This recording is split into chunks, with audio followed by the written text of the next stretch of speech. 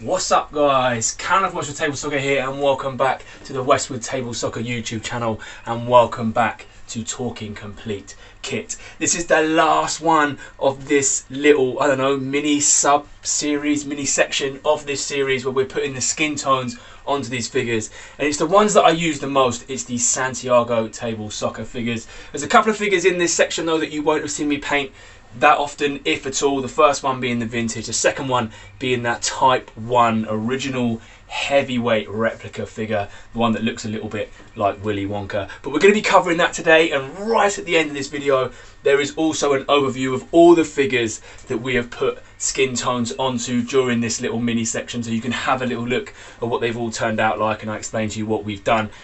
If you enjoy this video, if you've enjoyed this series, if you enjoy the channel, please smash that like button. As always, there is a subscribe button down in this corner. There will also be one right at the end of this video in the middle of the screen.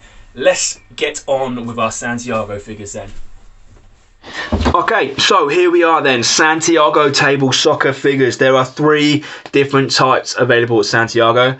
We've got the vintage at the front. We've got the Type 1 original heavyweight style vibe. Absolutely love these figures. I got these guys in not that long ago and I've fallen back in love with them. I'm going to do something cool with the Type 1s at some point in the future. And we've also got the classic heavyweight, the Type 2. Now, the back two are in Zuego flat bases. If you remember from the Zuego episode, I modified this guy by using, trying to use milliput to fill the gap, because the disc on the Zuego, there's a massive gap around the bar for a Santiago figure, so I was trying to fill it in. It looks a bit rubbish, but it's solid as a rock. With this guy, we didn't bother, we just glued him in, and he's pretty solid, so we're happy enough with that. But they're on Zuego flat bases. Again, that was pretty much just to see whether you could use different figures in different bases. So if you haven't seen that, go back and have a look at the figure interchangeability and compatibility episodes to see which figures go in which bases. But we're going to come on to these. Now, the Type 2 we've shown in some detail before, so I'm not going to show you guys me painting this one on camera. I'll probably time lapse it.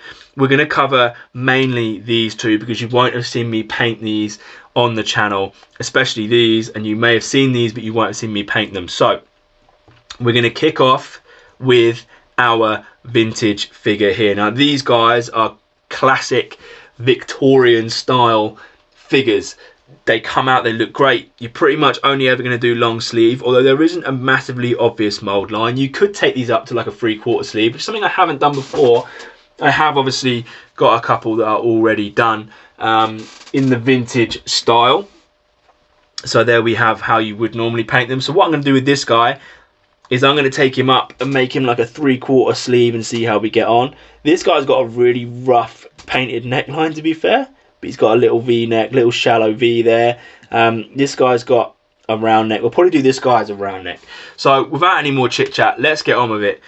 Hardest area to paint on a vintage figure is the legs. There's not a lot of surface area, and like the vintage on the 2K4 that we spoke about earlier, there is a little pinch point, but it's not as severe as it is on the 2K4. So mold lines, very, very easy to follow. I'm quite experienced at painting Santiago stuff because it's what I use most here at Westwood Table Soccer. So I do tend to go through Santiago stuff quite quickly because I'm so used to painting it.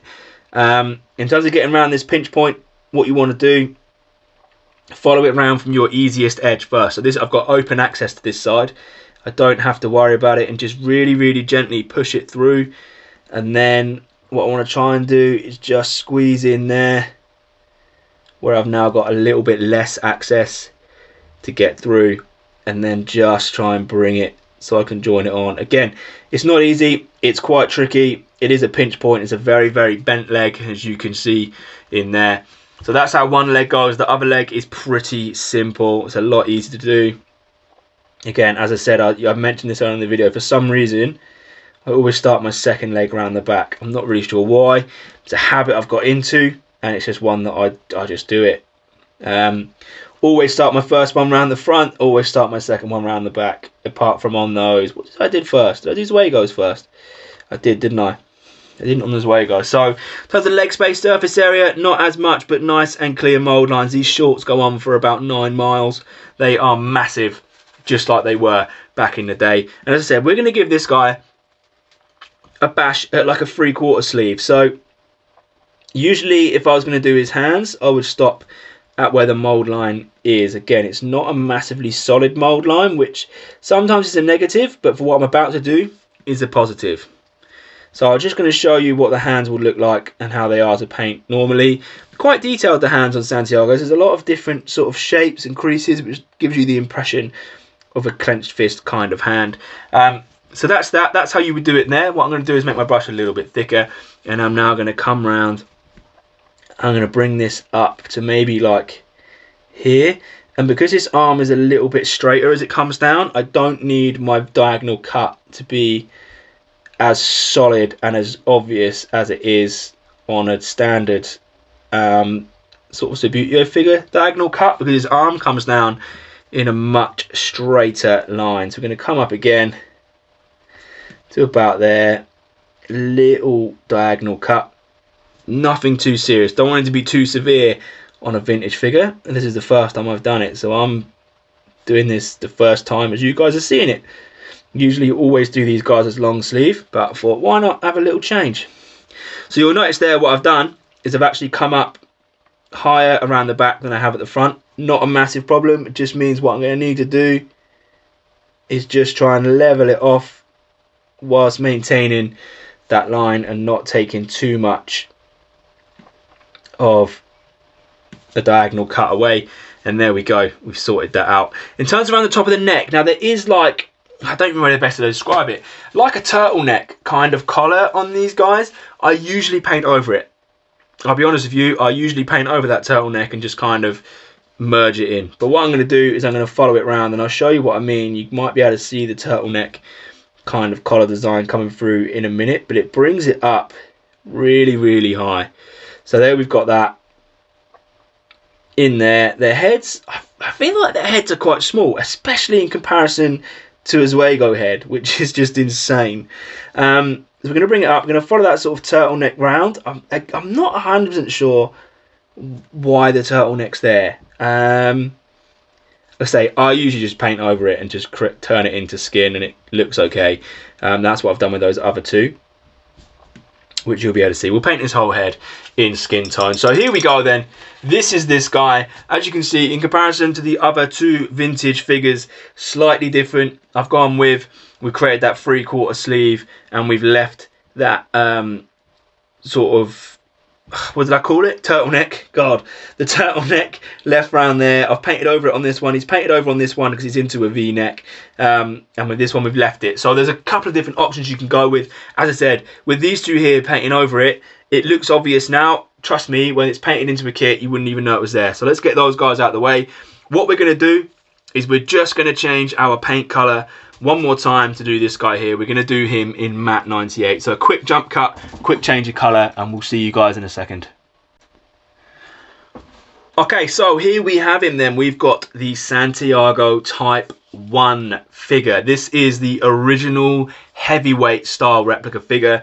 Again, something I don't use that often here at Westwood Table Soccer, but I think they're really, really cool figures. So I've got a couple in. They're really, really nice to look at. I said this guy is in a Wago. I want to say that's purple. Wago flat purple base. I say we modified him on the modification episode earlier on. So he has got moulding clay around his bar, which looks a bit rubbish. To be fair, I wouldn't recommend doing it. So don't do it. So what we're going to do, we're going to paint this guy. Now, looking at him, he got really short socks, but he does have a nice crisp clean mold line around here. Legs go on forever. Short shorts and a short sleeve design up in here. Head is a V-neck. It's a V-neck shirt. It's a classic 60s style design, so it's a V-neck only on these guys because the mold line is that obvious. So what we're going to do, let's kick off with his legs in and around here. Start in the middle. I always say to someone, if you're starting brand new on an area, start where it doesn't matter if you get it wrong. So start right in the middle of his leg.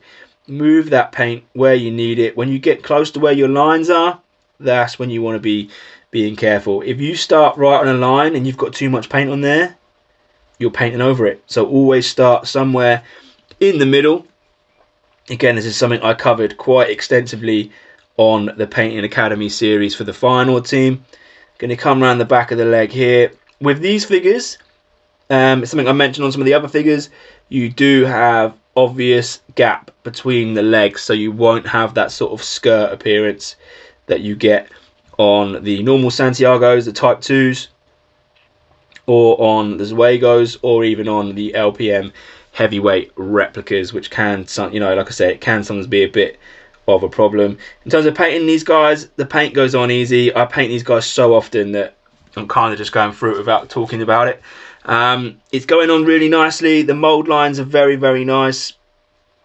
The plastic is not as matte finish as the LPMs, but it's not as translucent and shiny as the Super Footies. The Zuegos have kind of a matte-y type finish as well, don't they? So they're quite good. They give you a nice bright white. But here's what I mean. So you can see quite clearly there the white of the shorts coming through nice and easy. What we're going to do is we're just going to come up on his arms. His arms very nice and easy again. I do feel the only criticism I have of these is that the short sleeve comes up a little bit close under the arms. So what I've done on mine there is I've just cut it a little bit short under his arm, because what will happen is if it's too close and you want to create some detailing underneath his arm, it's quite difficult when you fill it in. So that is my only criticism, is that the short sleeve line comes up slightly too high under his armpit area, because it tends to come up quite high, which leaves not a lot of sort of gap left for shirt just in there. Going to come around to the second one. Again, it's the same on this side as it is on the other. The mold line not as clear on the back, but I just want to cut myself a little bit short on the armpit area especially, and just drag it around and meet back up with that mold line on the outside edge of the shirt, because what I don't want to do is be right in there on the underarm section, because it's just going to give me too many issues when it comes to creating details in and around the underarm. Real nice and easy figures to paint though, these guys. Lovely and smooth.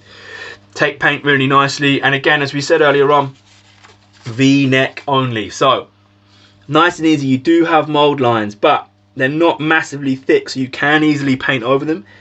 What you want to do, get a nice thin brush set up and just follow that mold line round. Usually I'll start on the face when I do all the others, when I'm creating V-necks. But as my V-neck mold is already here, what I want to do is just find it first and get it in place before I then add on any of the rest of my paint. I'm going to come round now. His hairline is like a Willy Wonka kind of vibe. So he's got kind of just like, I don't even know how to describe it, like a mid-length, like I don't know, in my head I've got like Steve Kember wearing a Crystal Palace shirt, like that kind of hairstyle, that sort of random mid-length 60s 70s hair that footballers had before they all got perms, or like long hair, like Frank Worthington had classic long hair, mustache, absolute legend, God rest him. So that's kind of what the hairline looks like. It's like a bit of a Willy Wonka vibe, bit of it. I'm saying Steve Kember. It might not even be Steve Kember that I've got in my head, but that's what I'm seeing. I'm sure my old man will be shouting at his TV screen at the moment, telling me I'm being an idiot, but that's what I see. So that's that guy. What I'm going to do is I'm going to show you on camera the Type 2, but I'm going to do it as a time lapse, and we'll leave it again in the matte 98. So we're just going to time lapse through this very last figure before I show you.